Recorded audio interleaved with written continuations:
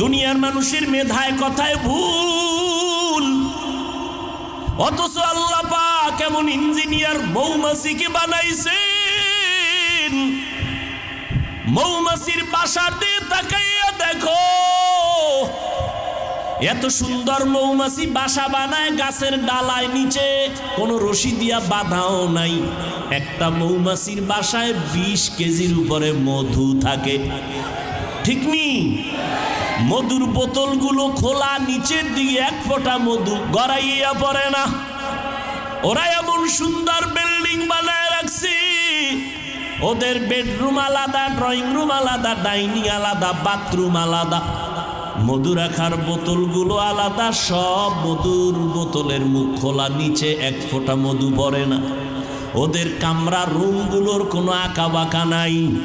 আমেরিকার মৌমাছির বাসা, সুন্দরবনের মৌমাছির বাসা এক জায়গায় করে দেখো, মনে হয় জানো এরা সবাই এক মাস্টার, আমার আল্লাহর ছাত্র। কাদের কুদরত দারি বর কামাল, আন্তা রব্বি আন্তা হাসবি জুল জালাল, তুহি কাদের জলিলুল্লাহ জাহাদার, বহর হালে তুহি মেরা নেগাহদার। মানুষ তুমি কতটাই যে দুর্বল, মেধার বেলায় দুর্বল, খানার বেলায় দুর্বল, চলার বেলায় দুর্বল, ধর্মীয় লাইনে দুর্বল, দুনিয়ার লাইনেও তুমি দুর্বল। এমন একটা মানুষ জমিনে নাই যে স্বয়ং সম্পূর্ণ। আমি কোরআনের তর্জমা জানি, কোরআন পড়তে জানি, যে পড়তে জানে না সে দুর্বল। আবার আমি পড়তে জানি, তর্জমা জানি না, যে পড়তে জানে তর্জমা জানে না, তর্জমা জাননেওয়ালার কাছে সে দুর্বল। আর একজনে তর্জমা জানে, ব্যাখ্যা জানে না, তাফসীর জানে না, ওই বান্দা তাফসীর কারকের কাছে দুর্বল। আবার আমি তাফসীরও জানি, কিন্তু কোরআনের আয়াত দিয়া হাদিস দিয়া ফতোয়া দিতে পারি না, আমি ফতোয়ার কাছে দুর্বল। আল্লাহ দুনিয়াতে প্রত্যেকটা মানুষের দুর্বল বানায় রাখছেন। আল্লাহ দুর্বল বানাবার কারণ, এক কারণ হলো আল্লাহ বেশি মহব্বত করে এই দুর্বলতার কারণে। ঘরের ভিতরে বাচ্চা আছে, শিশু, মা বাবা ভাই বোন সব বড়, কিন্তু মা বাবা বড় ছেলেরে এত ভালোবাসে না বাচ্চাটারে যত ভালোবাসে, ঠিক নেই? আল্লাহ কয় আমি শক্তিশালী বাঘের এত ভালোবাসি না, দুর্বল মানুষের যেই পরিমাণ ভালোবাসি। আমি জিনের এত ভালোবাসি না, মানুষের যত ভালোবাসি। আমি ফেরেশতাকে এত ভালোবাসি না, মানুষ তোমার এত ভালোবাসি। আমি বড় আদর করে তোমারে বানাইছি, আমি আল্লাহ বড় মোহাব্বত করে তোমারে বানাইলাম। তোমার মর্যাদাটা সবার উপরে দিয়ে দিলাম। ফেরেশতারা তোমার গোলাম, জমিন তোমার গোলাম, আসমান তোমার গোলাম, সূর্য তোমার গোলাম। ও বান্দা, এগুলো সব তোমার গোলাম বানায় দিলাম। ও বান্দা, তুই এত সম্মানের জায়গায় আসছো, ফেরেশতারা এত সম্মানের জায়গায় নাই, তুই দুর্বল মানুষটা এত সম্মানের জায়গায়। তোর সম্মানের কারণে, তোর দুর্বলতা আছে, এরপরও তোর সম্মান। এ কারণে শক্তিশালী বাঘ তোর গোলামি করে, বাতাস গোলামি করে, সূর্য গোলামি করে। ও বান্দা, এমন সম্মান আমি আল্লাহ তোমারে দান করলাম। ওয়ালাকাদ কাররামনা বানি আদম ওয়া হামালনাহুম ফিল বাররি ওয়াল বাহরি ওয়া রাযাকনাহুম মিনাত তাইয়্যিবাত ওয়া ফাদ্দালনাহুম আলা কাসীরিম মিম্মান খালাকনা তাফদীলা। বনি আদম বড় দামি। আল্লাহ স্থলে পানিতে সম্মান মানুষের বাড়ায় দিছেন, জমিনে চলার মতো রাস্তা করে দিছেন আমার আল্লাহ, পানির মধ্যে চলার মতো ব্যবস্থা করে দিছেন আমার আল্লাহ। আল্লাহ জমিনের কুকুরেরও খানা দেয়, জমিন থেকে একটা পিপিলিকারও খানা দেয়, মানুষেরও দেয়। তবে মানুষের খানার মতো পিওর খানা আল্লাহ কাউকে দেন না। কাদের কুদরত দারি বর কামাল, আন্তা রব্বি আন্তা হাসবি জুল জালাল। ও বান্দা, তুমি দুর্বল। এখন দুনিয়াতে তোমারে পাঠাইছি পরীক্ষা নিব, আমলের পরীক্ষা নিব। কিসের? আল্লাযী খালাকাল মাউতা ওয়াল হায়াতা লিয়াবলুয়াকুম আইয়ুকুম আহসানু আমালা ওয়া হুয়াল আজিজুল গফুর।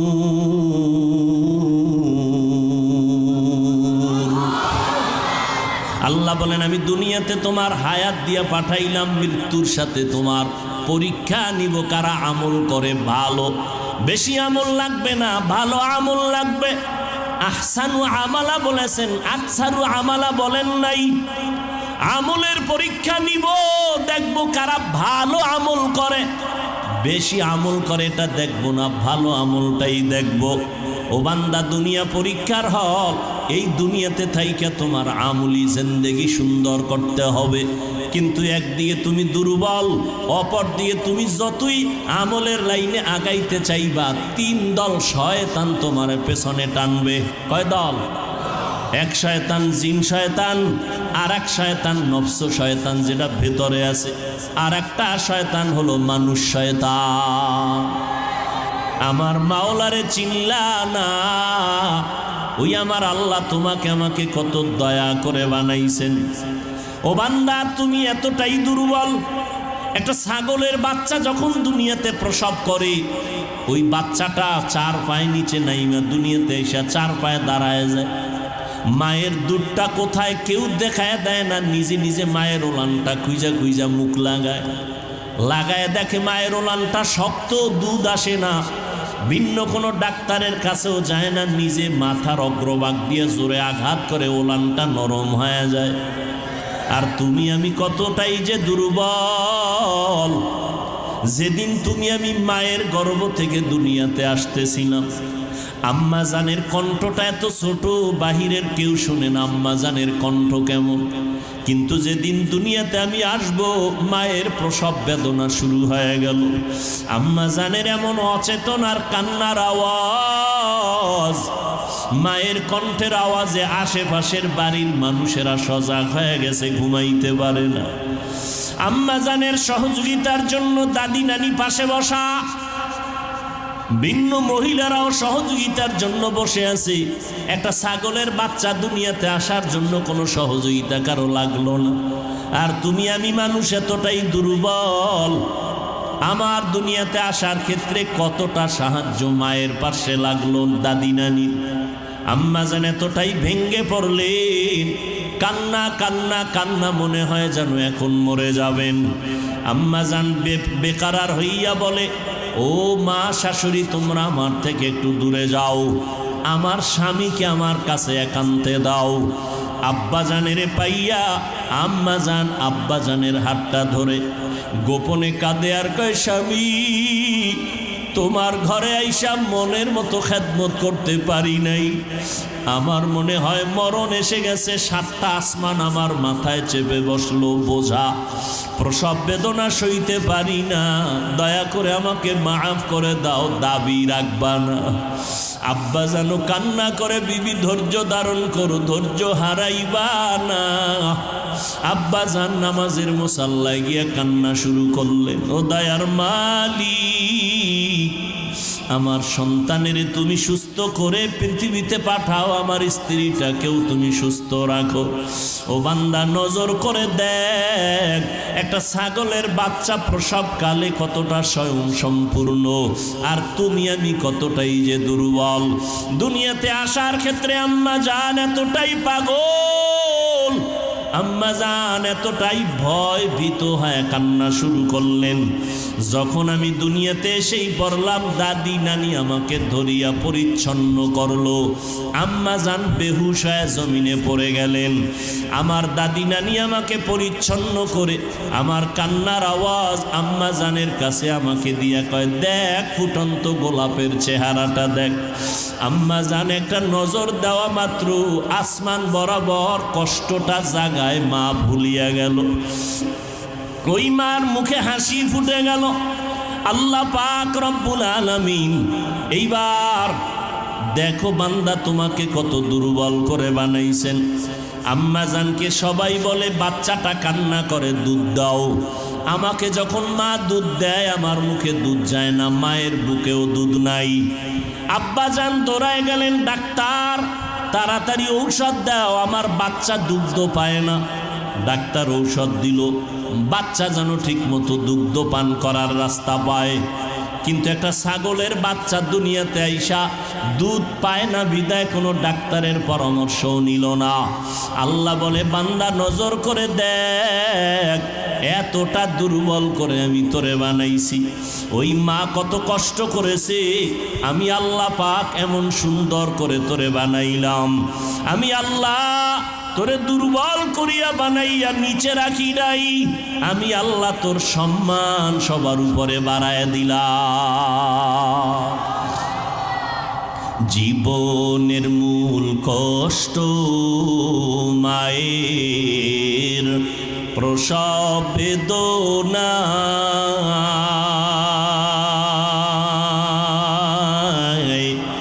সাত আসমান সাত জমিন তখন মায়েরই মাথায়।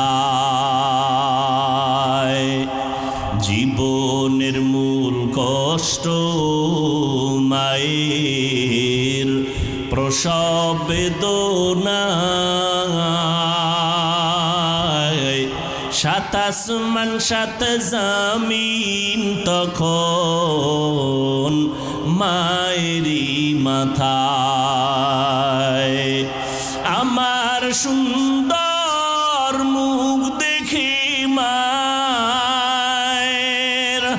আমার সুন্দর মুখ দেখে মায়ের ব্যথা যায় দেয় হাসাইয়া। ও আমার প্রাণের মা, মা গো মা, কোথায় গেলে মোরে ছাড়িয়া? জনম দুঃখী ইয়াতীম আমি, চাই না কেহ ফিরিয়া। আমি যখন ছিলাম আমার মায়েরই উদরে, চলাফেরা করলেন যে মায় কত কষ্ট করে। আমি যখন ছিলাম আমার মায়েরই উদরে, চলাফেরা করলেন যে মায় কত কষ্ট করে। এমন মাকে কেমনে আজি, এমন মাকে কেমনে আজি যাব আমি ভুলিয়া।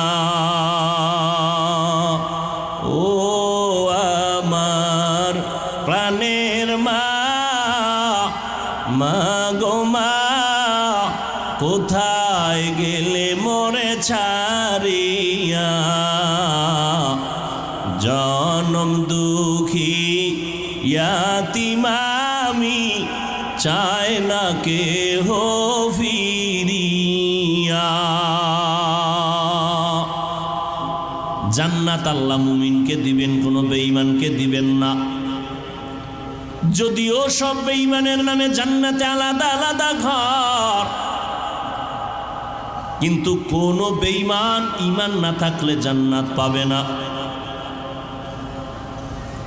ওই জান্নাতগুলো ওই সমস্ত মুমিনকে দিবেন যারা শুধু মূল ইবাদত করে না, ওভার ডিউটি করে, নফল পড়ে। পাঁচ বেলার নামাজ দৈনিক মুমিনের জন্য মূল ডিউটি। ইশরাক, আওয়াবিন, চাষ, তাহাজ্জুদের নামাজ হলো ওভার ডিউটি। রমজানুল মুবারকে রোজা রাখা মুমিনের মূল ডিউটি, ফরজ। বৃহস্পতিবার সোমবার দিন আরাফার রোজা রাখা, মুহররমের রোজা রাখা, এটা ওভার ডিউটি, নফল। ধনীদের জন্য জীবনে একবার বাইতুল্লাহ জিয়ারত করা, হজ করা, এটা মূল ডিউটি ফরজ। ফাঁকে ফাঁকে উমরা করবে, এটা ওভার ডিউটি নফল। ধনী মানুষ বছরে বছরে একবার যাকাত দিবে, এটা মূল ডিউটি ফরজ। মাঝে মাঝে গরিব এতিম অসহায় মাদ্রাসা মসজিদ মানুষের কল্যাণে রাস্তাঘাট কালভার্ট মেরামতের পেছনে টাকা ব্যয় করবে, এটা ওভার ডিউটি নফল। যারা ফরজ আমলের পরে নফলটাও চালাবে, আল্লাহ বেঈমানের বানানো নামে নামে জান্নাত ওভার ডিউটি করনেওয়ালা মুমিনদের বোনাস দিয়ে দিবে। চালাক বাঙালি কয়, কি বাঙালি? চালাক। শুধু চালাক না, অতি চালাক। চালাক ভালো, অতি চালাক ভালো না। অতি চালাকের আর এক নাম বেয়াদব। বলেন, অতি চালাকের আর এক নাম বেয়াদব। অতি চালাক যারা, তারা কি বলে জানেন? কয় আমার ছোট একটা রুম হলেই তো হয়ে যায়, যে ছোট জান্নাত পাবে 10 দুনিয়ার সমান, তাহলে আবার বোনাসের দরকার কি? আছে না নাই? আছে না নাই? অতি চালাক। রমাজান চলে গেল, এই প্যান্ডেলে বহু আশেকে রসুল আছেন, রমাজান পেয়েও রোজা রাখে নাই। এমন কোন আশেক এখানে নাই? কেন রাখে নাই? ওই অতি চালাকে বলেছিল, আমার ঘরে কি ভাতের অভাব, আমি রোজা রাখবো কেন? আমরা কি ভাতের অভাবে রোজা রেখেছিলাম? আমরা আল্লাহ পাওয়ার জন্য রোজা রেখেছি। রোজাটা কি শুধু মুসলমানরাই রাখে? পৃথিবীতে যত ধর্ম আছে মানুষের বানানো, সব ধর্মের মানুষের মধ্যে রোজা আছে, নাম আলাদা, সিস্টেম আলাদা। ভিন্ন ধর্মের মানুষ রোজা রাখে কি নামে? কয় না খাওয়ার সাধনা করো। কোন কোন ধর্মে এমন আইন আছে, না খাইয়া থেকে সাধনা করে করে যদি মরে, বিনা হিসাবে স্বর্গে যাবে, জান্নাতে যাবে। তাহলে না খাইয়া থাকার সাধনা সব ধর্মে আছে। আমাদের ধর্মে না খাওয়ার সাধনা না, বরং না খাওয়ার মধ্য দিয়ে আল্লাহ পাওয়ার সাধনা। এরকম আশেকে রসুল ছিল, রোজা রাখে নাই। আর একদল কপাল পরা ছিল, রোজা রাখছে ঠিকই, তারাবি পড়ে নাই।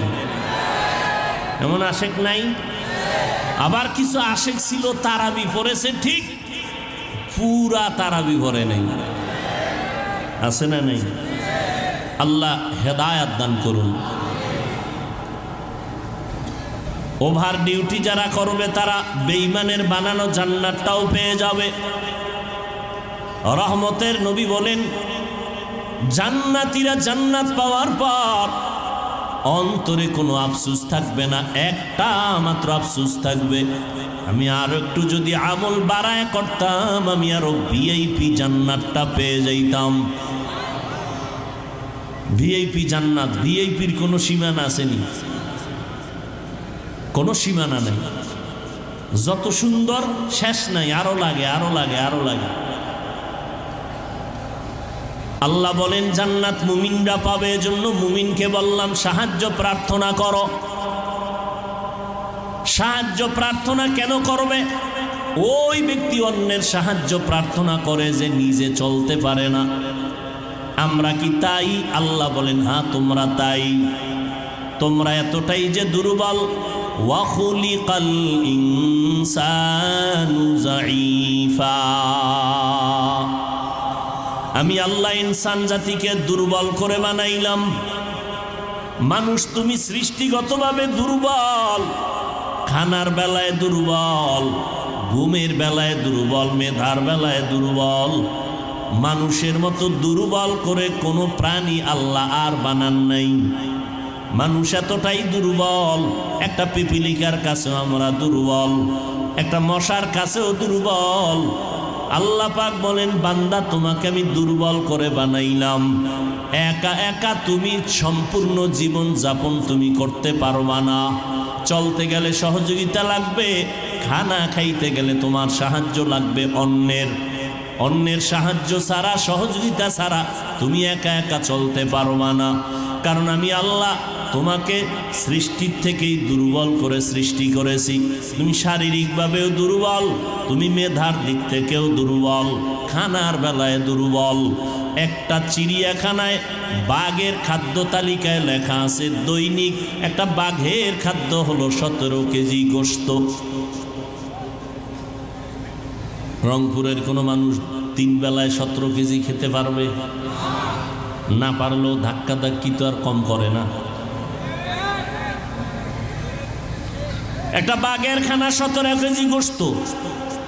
বড় বড় সমুদ্রের ভেতরে বড় বড় নীলতিমি আছে, একটা নীলতিমির প্রতিদিনের খাদ্য তালিকা 1000 কেজি চিংড়ি মাছ। এরকম নীলতিমি একটা, কথা বলেন না কেন? অনেক। কে খাওয়ায়? আল্লাহ পাক বলেন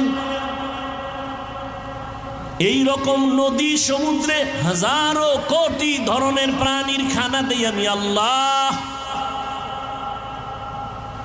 পৃথিবীতে একটা পাহাড় আছে কোহে কাপ, ওই পাহাড়ের ভেতর একটা প্রাণী বসবাস করত, নাম সিমর্গ। ওই একটা প্রাণীর জন্য প্রতিদিনের খাদ্য তালিকা ছিল 40টা মোটা তাজা হাতি। কে খাওয়ায়? সকালবেলা একটা পাখি ডানা মেলে উঠতে শুরু করে, সারাটা দিন খোলা আকাশে উড়ার পর সন্ধ্যাবেলা নিজের পেট ভরে বাচ্চার খানা নিয়ে বাসায় হাজির। কে খাওয়ায়? ওয়াতারযুকু মান তাশাউ বিগাইরি হিসাব।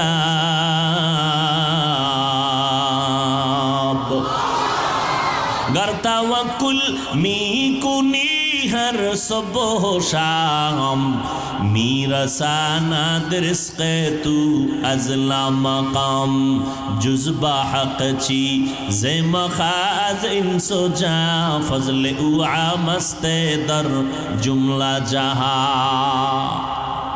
মানুষের মতো দুর্বল কিছু কোনো প্রাণী আল্লাহ বানান নাই।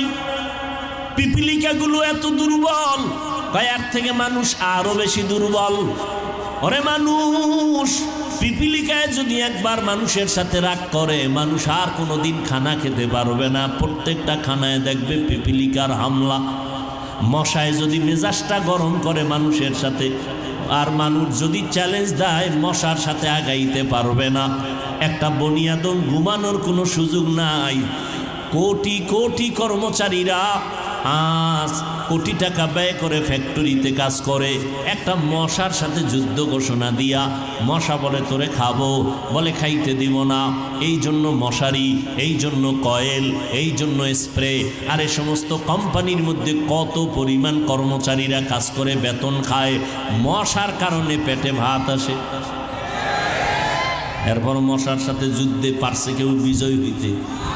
পার্লামেন্টে ঢুকলে এমপি সাহেবের কার্ড আলাদা দিতে হয়, মশার কোনো কার্ড লাগেনি। কালা পোশাক গলায় যদি বলে অনুমতি ছাড়া ঢুকলি কেন, বলে সিফায় যখন ঢুকবো টের পাবি অনুমতি কারে কয়। ঠিক নি? মানুষ তুমি এতটাই দুর্বল, একটা মশার সাথেও তুমি পেরে উঠবা না। তুমি এসি মশারি লাগাইছো, এসি মশারি এত ঠান্ডা হিমেল, মশারির ভেতরে তুমি এখন ঘুমাইয়া গেলা, বাতি বন্ধ করে দিলা, কোনো মশা নাই। হঠাৎ তন্দ্রাচ্ছন্ন অবস্থায় মশা একটা কানের সামনে ঘুরে আর গান গায়, নাকের সামনে ঘুরে আর গান গায়। বাতিটা জ্বালায়, মেজাজটা গরম হয়ে গেল। এসি মশারি কিনলাম, এরপরও ঢুকলো কেমনে? মশারির ছোট্ট ছিদ্র দিয়া মশা ঢুকছে, আর ওই মশারির ছিদ্রর তুলনায় তোমার কানের ছিদ্র কত বড়। মশা কানের সামনে বারবার দৌড়ায়, ভেতরে ঢুকে না। ঠিক নি? কেন? তোর আব্বায় পাহারা দেয় না? তোমার বাবায় পাহারা দেয়?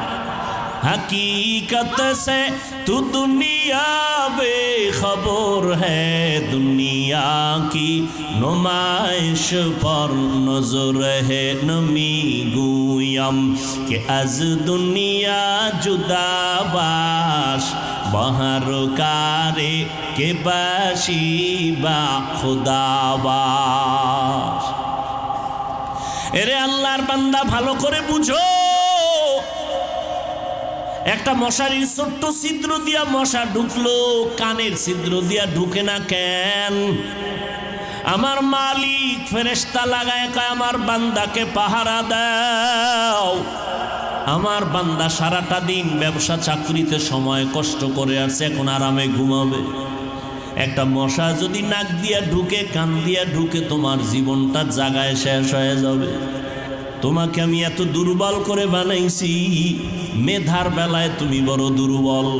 বুয়েটের ইঞ্জিনিয়ারিং পাশ করিয়া কত বাহাদুরির সাথে রংপুরে বিল্ডিং বানাইল। আর একজন আরো টপ লেভেলের ইঞ্জিনিয়ার আইসা বলে তোমার থিওরিতে আঁকা বাঁকা ভুল হয়ে গেল। দুনিয়ার মানুষের মেধায় ভুল, আগের বৈজ্ঞানিকরা থিওরি দিয়া গেল, বর্তমান বিজ্ঞানীরা বলে তাদের থিওরি ভুল। কত বছর আগে আবহাওয়া অফিসওয়ালারা বলেছিল মে মাসে কিয়ামত কায়েম হয়ে যাবে, রেডি হয়ে যাও। মনে আসেনি মুরব্বীরা? কিয়ামত হইছিল, ওদিন থেকে তারা কানে দইরা তওবা করে আর বলে না হবে, এখন বলে হতে পারে। দুনিয়ার মানুষের মেধায় কথায় ভুল, অথচ আল্লাহ পাক এমন ইঞ্জিনিয়ার মৌমাছিকে বানাইছেন। মৌমাছির বাসার দিয়ে তাকাইয়া দেখো, এত সুন্দর মৌমাছি বাসা বানায় গাছের ডালায়, নিচে কোনো রশি দিয়া বাঁধাও নাই। একটা মৌমাছির বাসায় 20 কেজির উপরে মধু থাকে, ঠিক নি? মধুর বোতলগুলো খোলা, নিচের দিকে এক ফোঁটা মধু গড়াইয়া পড়ে না। ওরা এমন সুন্দর বিল্ডিং বানায় রাখছে, ওদের বেডরুম আলাদা, ড্রয়িং রুম আলাদা, ডাইনিং আলাদা, বাথরুম আলাদা, মধু রাখার বোতলগুলো আলাদা, সব মধুর বোতলের মুখ খোলা, নিচে এক ফোঁটা মধু পড়ে না। ওদের কামরা রুমগুলোর কোনো আঁকা বাঁকা নাই। আমেরিকার মৌমাছির বাসা, সুন্দরবনের মৌমাছির বাসা এক জায়গায় করে দেখো, মনে হয় জানো এরা সবাই এক মাস্টার, আমার আল্লাহর ছাত্র। কাদের কুদরত দারি বর কামাল, আন্তা রব্বি আন্তা হাসবি জুল জালাল, তুহি কাদের জলিলুল্লাহ জাহাদার, বহর হালে তুহি মেরা নিগাহদার। ভূমিকম্প আসবে এই ভয়, বিল্ডিং 100 তলা বিল্ডিং এর ভয়, যত বড় বিল্ডিং হবে তত ভয়। ভূমিকম্প আসলে বিপদ। গবেষণা কইরে এমন একটা মেশিন বানাইছে, ভূমিকম্প আসার বহু আগে কলিং বেল বাজবে, ইশারা দিবে, আমরা প্রস্তুতি নিয়ে বের হয়ে যাব। কিন্তু আল্লাহর কুদরত, এমন ভাবে ভূমিকম্প আসছে মেশিনও টের পায় নাই কখন আসছে। মেশিনও ভেঙে গেল, বিল্ডিংও চুরমার হয়ে গেল। অথচ চড়ুই পাখি, কেউ বলে বাবুই পাখি, ওই পাখিরা দেখছুনি কেমন সুন্দর বাসা বানাইছে তাল গাছে। কোথায়? তাল গাছে। এই চড়ুই পাখি, খেজুর গাছে বাঁধলি না কেন? নারিকেল গাছে বাসা বাঁধো না কেন? আমরা জানি তোমরা যে আকাম কুকাম করো, এর বিনিময়ে বাজে বাজে গজব আসবে, গজব। ওই গজবে নারিকেল গাছ ভেঙ্গে যাবে, খেজুর গাছও ভেঙ্গে যেতে পারে, কিন্তু সহসয় তাল গাছ ভাঙবে না। আমরা গবেষণা করে ওই জায়গায় বাসা বানায় রাখছি, যেমন তেমন তুফানে আমাকে মারতে পারবে না। মানুষ তুমি কতটাই যে দুর্বল, মেধার বেলায় দুর্বল, খানার বেলায় দুর্বল, চলার বেলায় দুর্বল, ধর্মীয় লাইনে দুর্বল, দুনিয়ার লাইনেও তুমি দুর্বল। এমন একটা মানুষ জমিনে নাই যে স্বয়ং সম্পূর্ণ। আমি কোরআনের তর্জমা জানি, কোরআন পড়তে জানি, যে পড়তে জানে না সে দুর্বল। আবার আমি পড়তে জানি, তর্জমা জানি না, যে পড়তে জানে তর্জমা জানে না, তর্জমা জাননেওয়ালার কাছে সে দুর্বল। আর একজনে তর্জমা জানে, ব্যাখ্যা জানে না, তাফসীর জানে না, ওই বান্দা তাফসীর কারকের কাছে দুর্বল। আবার আমি তাফসীরও জানি, কিন্তু কোরআনের আয়াত দিয়া হাদিস দিয়া ফতোয়া দিতে পারি না, আমি ফতোয়ার কাছে দুর্বল। আল্লাহ দুনিয়াতে প্রত্যেকটা মানুষের দুর্বল বানায় রাখছেন। আল্লাহ দুর্বল বানাবার কারণ, এক কারণ হলো আল্লাহ বেশি মোহব্বত করে এই দুর্বলতার কারণে। ঘরের ভিতরে বাচ্চা আছে, শিশু, মা বাবা ভাই বোন সব বড়, কিন্তু মা বাবা বড় ছেলেরে এত ভালোবাসে না বাচ্চাটারে যত ভালোবাসে। ঠিক নেই? আল্লাহ কয় আমি শক্তিশালী বাঘের এত ভালোবাসি না দুর্বল মানুষের যেই পরিমাণ ভালোবাসি। আমি জিনের এত ভালোবাসি না মানুষের যত ভালোবাসি। আমি ফেরেশতাকে এত ভালোবাসি না মানুষ তোমার এত ভালোবাসি। আমি বড় আদর করে তোমারে বানাইছি। আমি আল্লাহ বড় মোহাব্বত করে তোমারে বানাইলাম। তোমার মর্যাদাটা সবার উপরে দিয়ে দিলাম। ফেরেশতারা তোমার গোলাম, জমিন তোমার গোলাম, আসমান তোমার গোলাম, সূর্য তোমার গোলাম। ও বান্দা, এগুলো সব তোমার গোলাম বানায় দিলাম। এই বেটা, মাস্তানি করো, টাকা পয়সা গাড়ি বাড়ি বাতাস সূর্য সব তোর গোলাম বানায় দিছি। এমনি তুই গাঞ্জা খাবি, মদ পান করবি, এই জন্য এগুলো দেওয়ার পেছনে কারণ নাই। আল্লাহ বলেন এই কারণটা যদি উদ্ঘাটন না করো তাহলে আমি করায় গন্ডায় গলায় পাড়া দিয়া সব নেয়ামতের হিসাব নিব। সুম্মা লাতুসআলুন্না ইয়াউমা ইযিন আনিন নাঈম। ও বান্দা, তুই এত সম্মানের জায়গায় আসছো, ফেরেশতারা এত সম্মানের জায়গায় নাই। তুই দুর্বল মানুষটা এত সম্মানের জায়গায়। তোর সম্মানের কারণে, তোর দুর্বলতা আছে এরপরও তোর সম্মান। এ কারণে শক্তিশালী বাঘ তোর গোলামি করে, বাতাস গোলামি করে, সূর্য গোলামি করে। ও বান্দা, এমন সম্মান আমি আল্লাহ তোমারে দান করলাম। ওয়ালাকাদ কাররামনা বানি আদম ওয়া হামালনাহুম ফিল বাররি ওয়াল বাহরি ওয়া রাযাকনাহুম মিনাত তাইয়্যিবাত ওয়া ফাদ্দালনাহুম আলা কাসীরিম মিম্মান খালাকনা তাফদীলা। বনি আদম বড় দামি। আল্লাহ স্থলে পানিতে সম্মান মানুষের বাড়ায় দিছেন, জমিনে চলার মতো রাস্তা করে দিছেন আমার আল্লাহ, পানির মধ্যে চলার মতো ব্যবস্থা করে দিছেন আমার আল্লাহ। আল্লাহ জমিনের কুকুরেরও খানা দেয়, জমিন থেকে একটা পিপিলিকারও খানা দেয়, মানুষেরও দেয়। তবে মানুষের খানার মতো পিওর খানা আল্লাহ কাউকে দেন না। কাদের কুদরত দারি বার কামাল আন্তা রব্বি আন্তা হাসবি জুল জালাল। ও বান্দা, তুমি দুর্বল, এখন দুনিয়াতে তোমারে পাঠাইছি পরীক্ষা নিব, আমলের পরীক্ষা নিব। কিসের? আল্লাযী খালাকাল মাউতা ওয়াল হায়াতা লিয়াবলুয়াকুম আইয়ুকুম আহসানু আমালা ওয়া হুয়াল আজিজুল গফুর।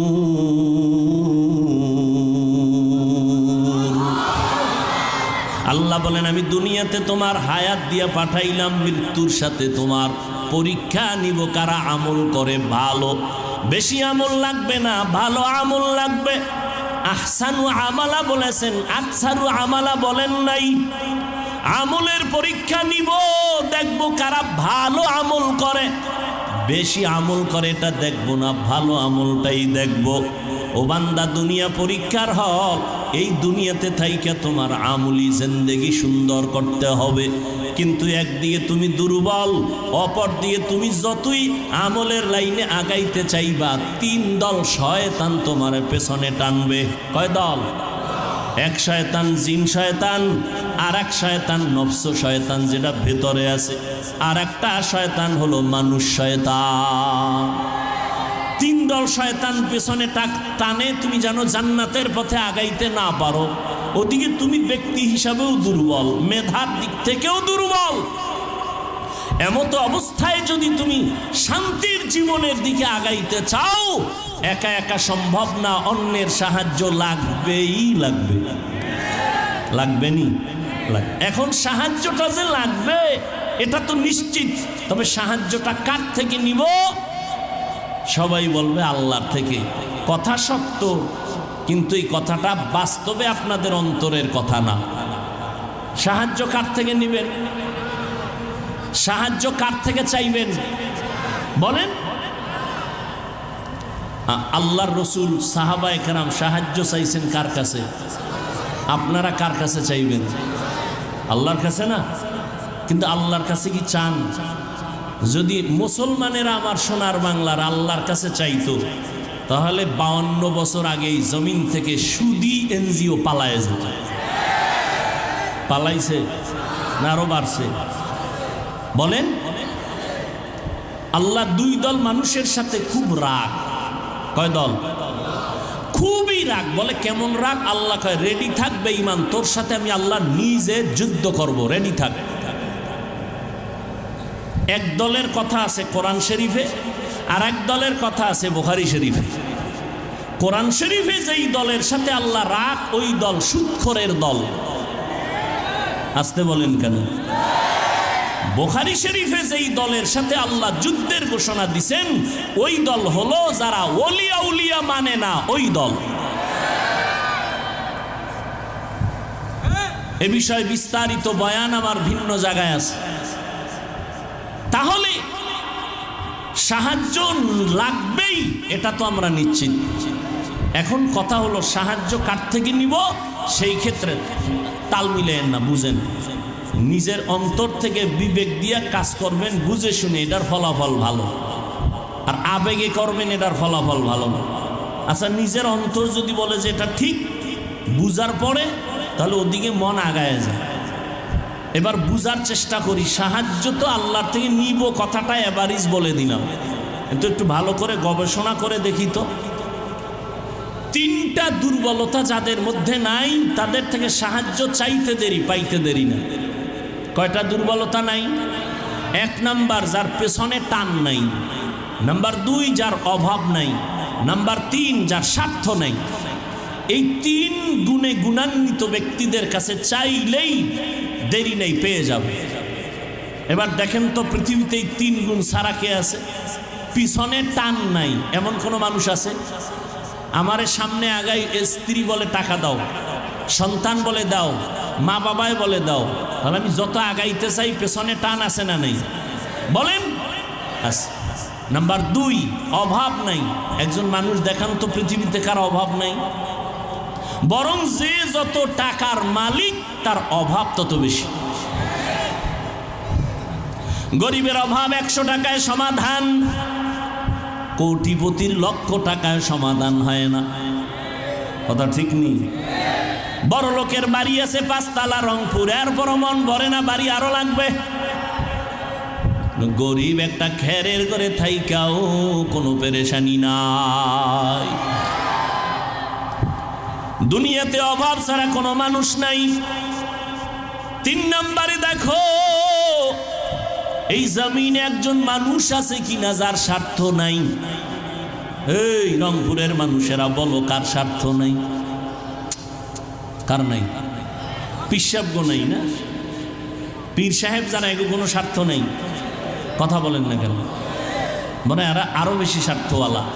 মুরিদের দা খাইয়া স্বর্ণের বাড়ি বানায়, ঠিক নেই? আমি 2 জন মানুষ পাইছি স্বার্থ নেই। কয়জন? দেখেন তো আপনার যুক্তিতে অ্যান্সার দেয় কি? 2টা লোক পাইছি স্বার্থ। একজন আমার আম্মাজান, একজন আমার বলে না, ঠিক? কিন্তু সোনার বাংলায় যা দেখলাম, এই 2 জনও স্বার্থপর। কেমনে স্বার্থপর এটা বুঝার জন্য ইন্ডিয়া যাওয়া লাগবে না, সোনার বাংলা কমপ্লিট আমাকে দেখাই দিছে। মা বাবা থানায় গিয়া মামলা করে সন্তানের বিরুদ্ধে, কি স্বার্থ? মা বাবা সন্তানের রাতের ঘুমে জবাই করে, প্রমাণ নাই? আবার সন্তান মা বাবাকে জবাই করে। একজন বাবা কত বড় বেঈমান, নিজের আপন মেয়েকে হোটেলের মধ্যে ঢুকাইয়া বলে, আজকে তুই আমার মেয়ে না, তুই আমার স্ত্রীর মতো। আরো জোরে বলো। আমি কি মিথ্যা বলছি? তোমরা ফেসবুকের গোলামেরা দেখো না এগুলো? করোনায় দেখো নাই?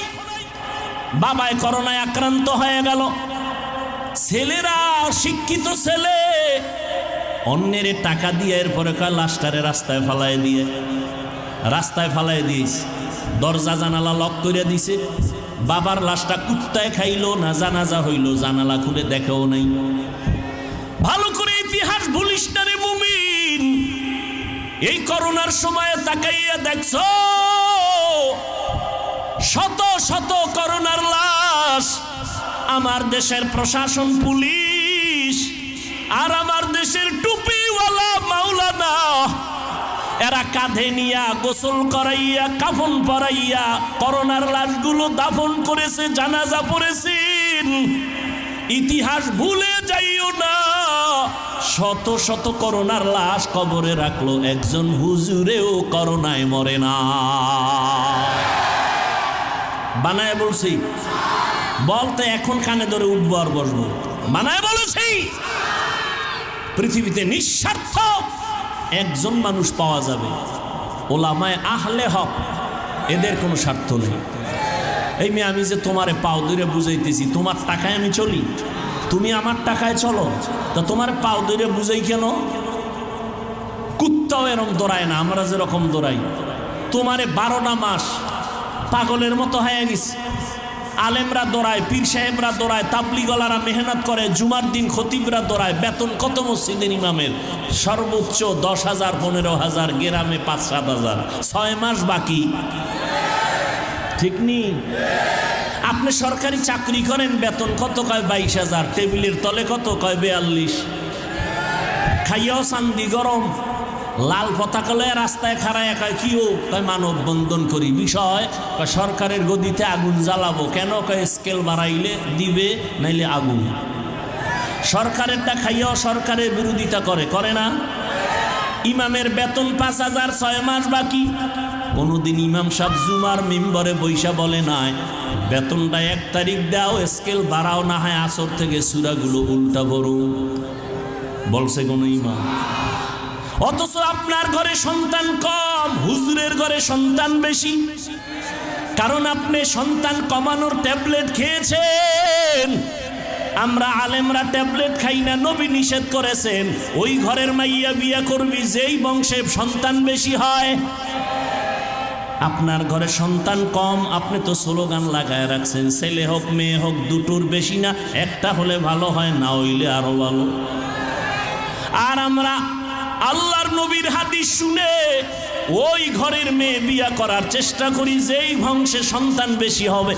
কারণ আমার মায়ার নবী গর্ব করে বলেছেন, কিয়ামতে আমার উম্মত বেশি হবে, আমি গর্বের সাথে জান্নাতে যাব। আচ্ছা, আপনারা যেই সন্তান কমানোর ট্যাবলেট খাইলেন, জ্ঞানীরা বলেন তো বাংলাদেশের সংখ্যা কি পরিমাণ কমছে? এখন বাড়ছে? সত্য কথা বলতে বলছি না? কি জনসংখ্যা কম না বেশি? সব আমরা হুজুরেরা বাড়াইছি।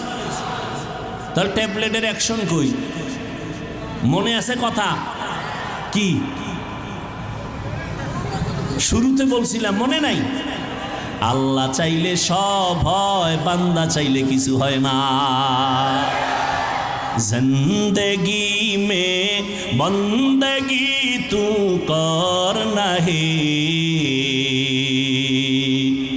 জিন্দগি মে বন্দগি তু কর নাহি, জিন্দগি বে বন্দগি শর্মিন্দা হে, জিন্দগি বে বন্দগি শর্মিন্দা হে। ও এলাকার মা বোনেরা, ও যুবক, ও পর্দার আড়ালের আম্মা জানেরা, ও বাবাজিরা, কয়দিন আর দুনিয়ায় বাহাদুরি করবা? স্বার্থ নাই, অভাব নাই, পিছনে টান নাই, দুনিয়াতে কেউ নাই। তবে এই 3টা গুণে গুণান্বিত যিনি আছেন তিনি একজন আমার। আরো জোরে বলেন, ইয়া আইয়ুহান নাস আনতুমুল ফুকারাউ ইলাল্লাহ, আল্লাহু হুয়াল গানিয়্যুল হামিদ।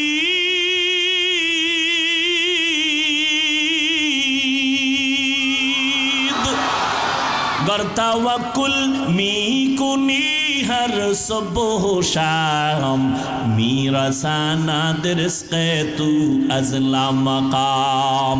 ও আল্লাহর বান্দারা, পায়ে ধরে ধরে বুঝাই রে যুবক, পাগল হইয়া যাই নাই।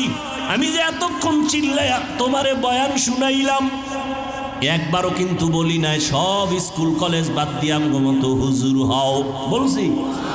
তাবলিগে না গেলে জাহান্নামে যাবা, বলছি? বলি না। আমি কওমি মাদ্রাসার সন্তান, কওমি মাদ্রাসায় না পড়লে জাহান্নামে যেতে হবে, আমি একবারও বলি নাই। আমি পাস করলি টুপি মাথায় দিলাম, একবারও বলি না তুমিও পাস করলি মাথায় দাও, না দিলে জাহান্নামে যাইবা। ও বাবারা, যুবকেরা, ভালো করে বুঝো, আমি তোমাকে বুঝায় যাই। তুমি চাকরি করো, ব্যবসা করো, স্কুল কলেজে পড়ো, বাধা নাই, ওখানে পড়ো, দোয়া করে গেলাম। ডাক্তার হও, দোয়া করি। ইঞ্জিনিয়ার হও, দোয়া করি। প্রফেসর হও, দোয়া করি। তবে একটা অনুরোধ, বেয়াদব হইবা না। তোমার ব্যবহারে যেন কোনো আলেমরা কষ্ট না পায়, তোমার আচরণে যেন কোনো মা বাবা কষ্ট না পায়, তোমার ব্যবহারে যেন খবরদার এলাকার কোনো মুরব্বীরা কষ্ট না পায়। ও যুবক বাবারা, তোমার মতো যুবক এখনো আছে, স্কুলে কলেজে পড়ে, 5 বেলার নামাজ পড়ে, আছে না নাই? তোমারে আল্লাহ বিবেক দিছে, চিন্তা করো তুমি কেন নামাজটা পড়তে পারবা না? আল্লাহর কোরআনটা কি মিথ্যা মনে করেছো? আমিও তো তোমার মতো প্যান্ট শার্ট টাই লাগায় দাড়ি কাইটা যদি রাস্তায় চলতাম, কেউ আমারে বাধা দিত না। এই টুপির কারণে মাথা গরম, দাড়ির কারণে যৌবনের ভাব চলে যায়, লম্বা জামা পরার কারণে শরীরটা গরম লাগে, কম বুঝি না। এরপরও কেন নামাজ সারি না, বেপরদায় চলি না? একমাত্র কারণ আমার আল্লাহর কোরআন সত্য, কোনো মিথ্যা নাই। আছে 1500 বছর পর্যন্ত কত অপচেষ্টা বেঈমানেরা করলো একটা ভুল বের করার জন্য, কেউ পারে নাই। বরং বহু বিধর্মী ভুল বের করতে গিয়ে নিজে মুসলমান হয়ে গেছে। ওই আল্লাহর কোরআন সত্য। বলো যুবকেরা, ওই কোরআনে জান্নাতের বয়ান আসেনি? জাহান্নামের বয়ান আসেনি? মিথ্যা? সত্য। কে জান্নাতে যাবে, কে জাহান্নামে যাবে, তাও আল্লাহ বলেছেন, ইন্নাল আবরারা লাফি নাঈম ওয়া ইন্নাল ফুজ্জারা লাফি জাহিম। নেক আমলওয়ালারা জান্নাতের প্রতীক, যারা গুনাহ করবে, অন্যায় করবে, তারা জাহান্নামের প্রতীক। জান্নাতটা কেমন আরামের ঘর, আল্লাহ তাও কোরআনে বলেছেন, জান্নাতিন তাজরি মিন তাহতিহাল আনহার। জাহান্নামটা কেমন ভয়ঙ্কর গুনাহগারের জন্য, আল্লাহ তাও বয়ান করেছেন। ওয়াইলুল লিকুল্লি হুমাযাতিল লুমাযা আল্লাযী জামাআ মালান ওয়া আদ্দাদা ইয়াহসাবু আন্না মালাহু আখলাদা কাল্লা লা ইউনবাযান্না ফিল হুতামা ওয়া মা আদরাকা মাল হুতামা নারুল্লাহিল মুকাদা আল কারিআতু মাল কারিআ ওয়া মা আদরাকা মাল কারিআ ইয়াউমা ইয়াকুনুন নাসু কাল ফারাশিল মাবসুস। এই সূরাগুলো জাহান্নামের বয়ান। আলহাকুমুত তাকাসুরু হাত্তা যুরতুমুল মাকাবির, এই সূরাগুলোর বাংলা তরজমা পড়ে দেখি, ওরে বাবা, কোরআন মোবাইলে ডাউনলোড করো, বাংলা কোরআন তরজমা পড়ো, জাহান্নামের আয়াতের বর্ণনাগুলো আছে। ওই জাহান্নাম কত ভয়ঙ্কর। মায়ার নবী আম্মা জান আয়েশা বলেন, আমি দেখি আমার ঘরে নবী বয়ে বয়ে কান্না করেন। আম্মা জান আয়েশা বলেন, নবী আপনি আমার ঘরে বসে কাঁদেন কেন? আমি আয়েশা বেয়াদবি করলাম নাকি? নবী বলেন, না আয়েশা বেয়াদবি করো নাই। তাহলে কেন কাঁদেন? নবী বলেন, আয়েশা হাসরের ময়দানে ভয়ঙ্কর অবস্থার কথা আমার মনে পড়েছে, এই জন্য কান্না করি। আমার উম্মতের কি উপায় হবে? হাসরের ময়দানটা এত ভয়ঙ্কর হবে। আম্মা জান আয়েশা বলেন, ইয়া রাসূলুল্লাহ কেমন ভয়ঙ্কর? নবী বলেন, এই জমিনটা হবে কিয়ামতের মাঠ। এই জমিন আল্লাহ পাক আদালত কায়েম করবেন, সূর্যটা মাথার উপরে চলে আসবে, সূর্যের গরমে জমিনটা তামা হয়ে যাবে। ও রংপুরের মুসলমানেরা, সূর্যের গরমে আর সহ্য করতে পারো না রে মুমিন, দিন ওই সূর্যটা বিজ্ঞানীরা বলে 9,30,00,000 মাইল উপরে সূর্য, দিনে ছিল রাতে নাই, তারপরও গরম লাগে। এসির বাতাসটাও ঠান্ডা বের হয় না, ঘরে ঘরে এসিটা দুর্বল হয়ে যাইতেছে। এই সূর্যটা মাথার উপরে আসলে কি উপায় হবে জানো না রে মুমিন? আমার নবীর কোনো গুনাহ নাই, সেই নবী পর্যন্ত কান্না করেন। সূর্যের গরম, অপরদিকে জাহান্নামের আওয়াজ। নবীদের কোনো গুনাহ নাই, তারা ভয়ে কান্না শুরু করবেন। মুসা নবী কাঁদবেন, ঈসা নবী কাঁদবেন, ইব্রাহিম নবী কাঁদবেন। এভাবে কান্না করে বেকারার হয়ে যাবেন তারা। উম্মতেরা সুপারিশের জন্য দৌড়াবে, বলবে আমরা পারবো না, চলে যাও। আম্মা জান আয়েশা বলেন উম্মতেরা সর্বশেষ কি করবে? নবী বলেন সব শেষে আমাকে তালাশ করা শুরু করবে। ওই হাসরের ময়দানে নবী আপনাকে কোথায় পাবে? নবী বলেন আমি থাকবো আমার মাওলার কুদরতের সামনে মাকামে মাহমুদে সেজদায় কান্নার অবস্থায়। আমি কান্না করে বলবো আল্লাহ আমার উম্মতেরে বাঁচাও, আমার একটা উম্মত জাহান্নামে যেন না যায়। আল্লাহ বলবে নবী আপনার উম্মতগুলো আপনি বেছে বেছে জান্নাতের দরওয়াজার দিকে নিয়ে যান, আমি আমার উম্মতগুলোকে বেছে বেছে বের করব। আম্মা জান আয়েশা বলেন ইয়া রাসূলুল্লাহ, হাজারো হাজারো লাখো কোটি মানুষের ভিতরে মুসা নবীর উম্মত, ঈসা নবীর উম্মত, ইব্রাহিম নবীর উম্মত, আপনার উম্মত বাছাই করবেন কিভাবে? নবী বলেন যারা 5 বেলার নামাজ ওযু বানাইয়া করবে, হাসরের ময়দানে ওযুর অংশগুলো নূরের আলোতে ঝলমল করতে থাকবে। আমি নবী দেখে দেখে তাদের বাছাই করে জান্নাতের পথে নিয়ে যাব, কাউসারের পানি হাউজের থেকে পান করাবো। ও যুবক আল্লাহর গোলাম, মনটারে বুঝাও, হেদায়েতের মালিক আমার আল্লাহ। আমি বয়ানের শুরুতেও বলেছিলাম কপাল যদি পুড়িয়া যায় নবীজির বয়ান ও আবু জাহালের কালেমা নসিব হয় না, আর কপাল যদি খুলিয়া যায় নবীরে জবাই করতে আসিয়াও কালেমা পড়ে নেয়। কপাল যদি পুড়িয়া যায় কিছু করার নাই, মনেরে বুঝাইও তোমার মতো যুবক হইয়া র্যাব আর্মি পুলিশ বিডিআরের চাকরি করে নামাজ ছাড়ে না, তুমি কেন পারো না? তোমার কপাল পুড়ে গেছে। তোমার মতো যুবক রাস্তায় গাড়ি চালায় নামাজ ছাড়ে না, তোমার মতো যুবক ময়দানে কাজ করে নদীতে মাছ ধরে নামাজ ছাড়ে না, তুমি কেন পারবা না? তোমার কপাল বুঝি পুড়িয়া গেল। ও মা বোনেরা, আপনাদের মতো কত মা এখনো আছে নামাজ ছাড়ে না, স্বামীর মাল হেফাজত করে, সন্তানগুলো আদর্শওয়ালা বানানোর চেষ্টা করে, আপনারা কেন পারবেন না? ও বৃদ্ধ বাবাজিরা, আপনার মতো কত বুড়ারা মসজিদে গিয়া 5 বেলার নামাজ পড়ে, আপনারা কেন পারবেন না? আল্লাহর কোরআন কি মিথ্যা মনে করেছেন না আল্লাহর আযাব সহ্য করতে পারবেন? আরে শয়তানের ধোকায় পড়ে আছেন, এখনো সময় আছে, তওবা করে নেন। মনে মনে আল্লাহকে ডাকেন আর বলেন আল্লাহ শয়তানের ধোকায় তো গুনাহ কম করলাম না, নামাজ তো কম ছাড়লাম না, অন্যের হক তো নষ্ট কম করলাম না, জবান দিয়া গুনাহ করে জবানটারে নাপাক করলাম, হাত নাপাক, চোখ নাপাক, আয় আল্লাহ আজকে থেকে তওবার নিয়ত করলাম, আর কোনো দিন নামাজ ছাড়বো না, বেপরদায় চলবো না, মা বাবারে কষ্ট দিব না। ওলামায়ে আহলে হকের পরামর্শ